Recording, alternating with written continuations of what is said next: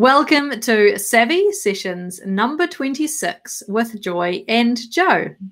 Now, in this episode, we're going to be talking to Lance Jensen of Red Hot Business Coaching and Consulting about his experience using a virtual assistant. Now, not only is Lance the director of Red Hot, but he's also the CFO right here at Strictly Savvy. Now, thanks so much for joining us, Lance. Oh, looking forward to it. Right, so let's get straight into the questions. So, Lance, before using a virtual assistant, how did you get support? So we were like a typical consultancy. We had 3 consultants and we had a full-time person in the office looking after us and supporting us. So she was full-time, but then we had to outsource for pretty much everything else, like designers and all the other skills that she was unable to perform. So pretty standard, typical business model previously. Awesome. And how long have you been using a virtual assistant, Lance? Roughly?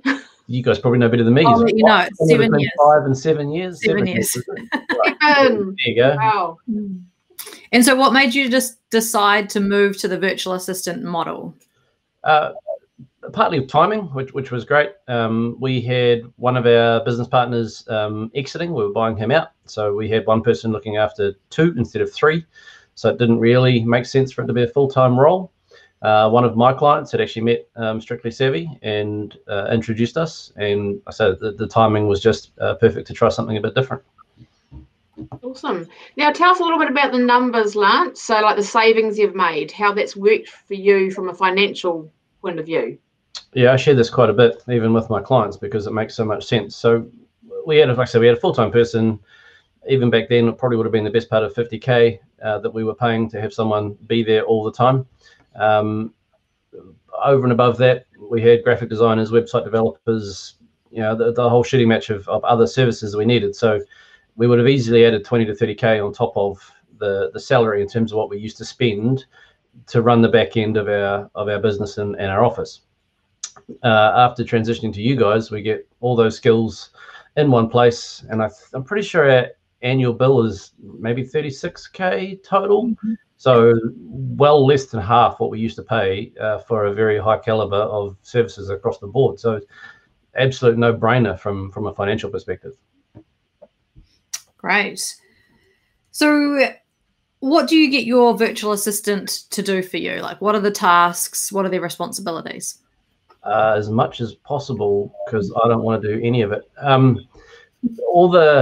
All our back end functions. So our VA has access to our diaries and inboxes. They run interference on inquiries coming to us. They manage our diaries. They organize our events.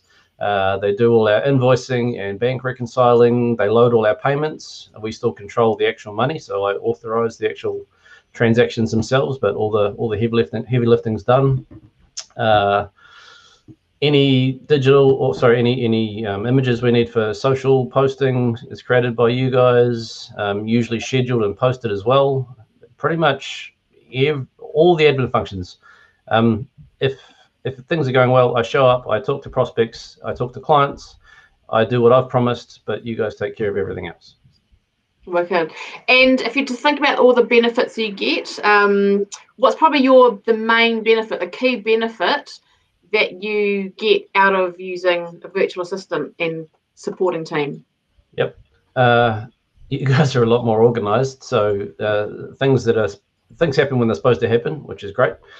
So nothing's kind of forgotten or missed, which is nice. The other thing I'll describe is it's full-time access to a person to support us, even though we don't need them all the time. So having someone available the whole week when we need them, but only paying for the time we actually use is a massive plus in terms of, I guess, why the cost savings is so good as well. Awesome. And so how do you communicate with your virtual assistant? I feel bad sometimes. We use lots of channels, but the main one is WhatsApp, which is fantastic for me. So I hate texting or trying to do messages, and I can talk a lot faster than I can type. So WhatsApp's great. I basically push a button, give the instruction that I want, let it go, and then they can go and deal with it. So lots of short voice instructions is the main way we talk and communicate. Brilliant. And when it comes to deciding what to delegate, how do you make that decision? How do you figure out what you'll get your virtual assistant to do and what you'll keep yourself? Like I say, as much as possible, I'm trying to get rid of everything. If it's something that's recurring, administrative in nature or creative, I will definitely hand that over to you guys, to the team. If it's specific to the customer, like their data, their numbers, or relative to their team, that's where I step in. That's where I obviously have to go and do some work. But anything administrative in terms of organising stuff, we try to hand across to you guys. Great. What are some of the myths that you hear people talking about when they mention about a virtual assistant, or when you say that you have a virtual assistant? Like, what are those myths? I'm trying to think back. I've been doing it for so long, it's just normal now and people are used to it. I think there is still, well, it's changing, especially after COVID, but there's a bit of a myth or a stigma that if I can't see them, I can't trust them, or I don't know what they're doing. That's probably the big one, which is just an old school way of thinking in terms of that visibility or proximity to someone. But once you've been working in this way for a little while, it's so much easier, so much more flexible. I can't imagine ever going back, to be honest. And so why do you think, or how do you overcome the not being able to see your virtual assistant, and how do you know that they are doing work for you, or how have you built that trust? Oh, okay, yeah, fair point. So in the initial stages, if I do think back, it is just a much higher degree of comms, which you would want to have with any new employee anyway. So good communication. Like for a while when we first started out, I would get an update in terms of what had been done and what had been completed, so that I kind of had some reassurance that the progress was being made in the right ways. But after a little while of that, it got to a point where, hey, look, I know you know what you're doing, you're over it. Just let me know if there's a problem or a question. Other things you obviously see, like I can see when appointments are put in my diary, I can see when payments are loaded, I can see that the bank's being reconciled. Like all that stuff is still quite visible. So it's just a high degree of comms in the start, and then as things become more normal, they can disappear, and we talk when there's a challenge. Cool. And what's changed in your business, and to be fair, personal life as well, since engaging a virtual assistant? So obviously you're getting a lot of tasks off your plate, delegating to someone else. How has that changed the day-to-day running of the business for you? How honest am I allowed to be? Very honest. Mark and I would be lucky if we worked much more than half time in terms of actually physically needing to be somewhere and show up. We do all sorts of stuff in around the background, but we have a lot of time freedom now because we don't have to worry about or do a lot of that stuff. Because we're not worried about someone being in the office or someone trying to keep them busy or anything along those lines either. That's also a lot of mental pressure off what we need to do and what we need to be paying attention to. So huge amount of time freedom and flexibility. And well, we've already run the numbers. The return on investment is a no-brainer. We've halved our costs and doubled our output. So lots. Nice.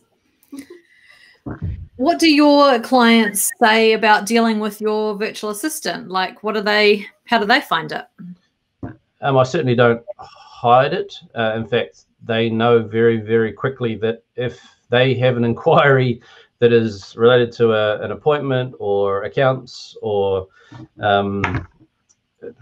anything of an administrative nature, if they call me, they pretty quickly learn that I'll say, yep, that's absolutely no problem. I'll get Leanne or my VA to call you and organize that. So they learn real fast just to call Leanne direct, who's my VA. I train them very quickly to go to the correct source or channel for the right piece of information. So it just becomes normal. And how do you find that they deal with the remote working of your virtual assistant, and they don't get to see them in your office or anything like that? Like, what is that? Is there any challenges there? No. No. So probably the only thing that we might miss by not having someone in the office, this sounds terrible, but is picking up coffees. Now, we've got a coffee shop downstairs and we can go get coffees. Like that. That's not hard. Otherwise, no. There's nothing. Like, it seems silly when you think about why would I pay someone full time to be there for that. Yeah, that's awesome, Lance. Really appreciate your honesty and taking the time to have a chat with us. It's great. Cool. Obviously, I'm an advocate and a convert, so yeah, happy to play. Thanks so much. So that is Savvy Sessions number 26 with Joy and Joe. And we'll see you next time.